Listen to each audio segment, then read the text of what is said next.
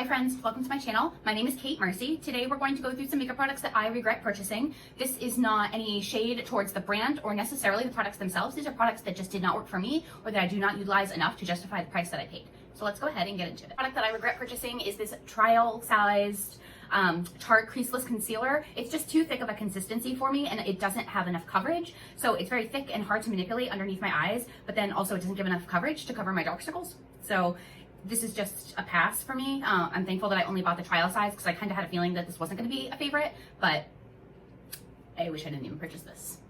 The next product is the Too Faced Melted Matte Liquid Lipsticks. It's just a super drying formula. I understand, of course, that a lot of times matte liquid lipsticks are drying to some degree, but this formula is just extra drying. I really enjoy this shade. This is in the shade Me So Pretty.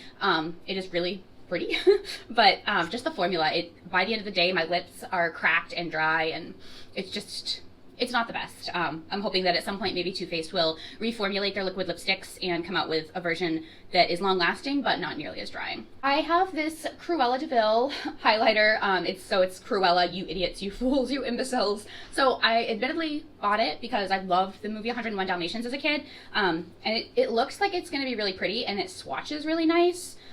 It's kind of got almost like a duochrome shift to it. I don't know if the light's catching it. I think it's kind of washing it out, but it's pretty, but it doesn't apply with a brush beautifully like a lot of my other highlighters, and I'm not sure if it's because it's a Super Shock highlighter, and this is the first Super Shock highlighter that I have from ColourPop, but it just wasn't my favorite. It is pretty. I think my lights are washing it out, but it's just not for me.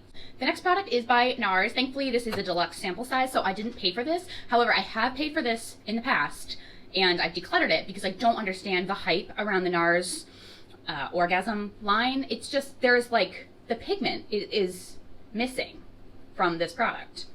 Where is it? You know, I just don't get it.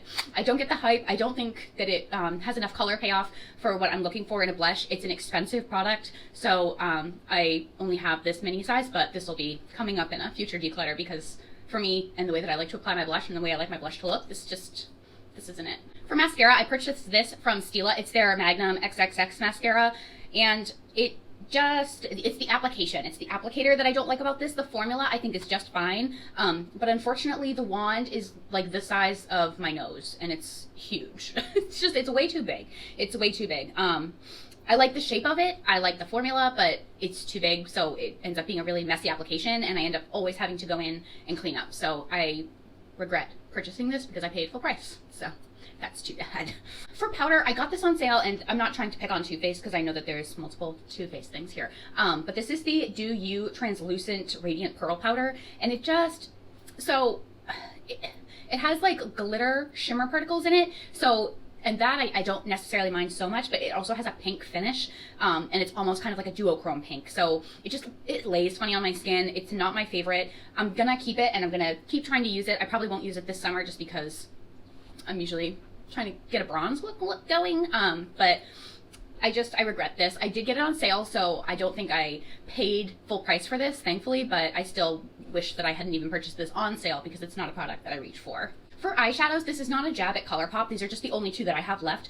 Single shadows that don't go in a Z palette are always makeup regrets for me because the reality is that they sit in a specific drawer in my collection collecting dust because I never think to go in there and reach for them. These are just so happen to be two Super Shock.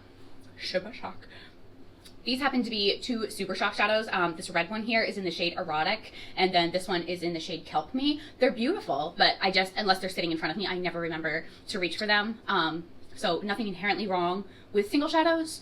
I just need to be more mindful about making sure that they can go into a Z palette, because unfortunately in my collection and the way that I use my makeup, products like these get sorely neglected.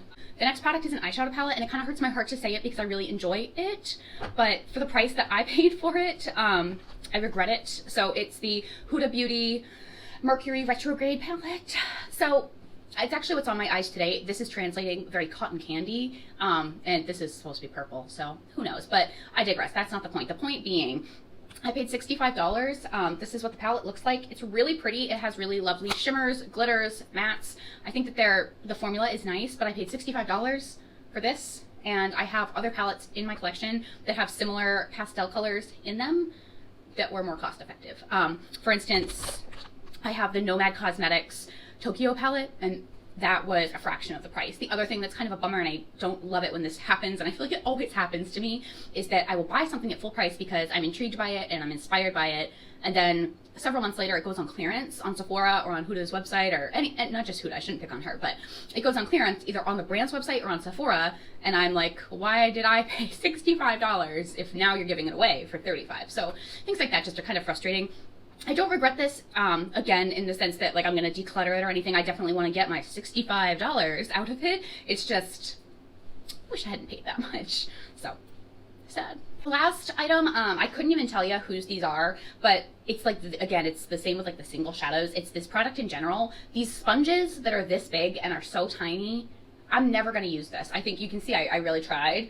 I probably was doing concealer, and it's just, I don't need a separate sponge for that, because the reality is that it doesn't, my regular size sponges work just as well. So I regret having any of these in my collection and purchasing any of these. What I regret is purchasing packs that come with like a regular size sponge and then 2 of these little ones, because I just never use these little ones. They just sit in a drawer over there with the rest of my sponges, and I never use them. So for me, these are a hard pass.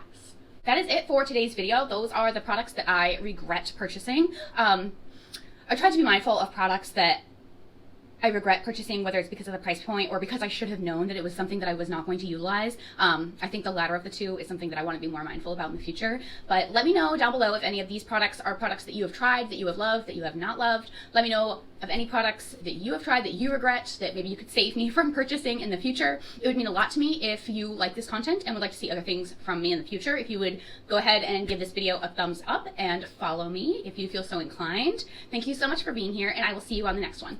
Bye, guys.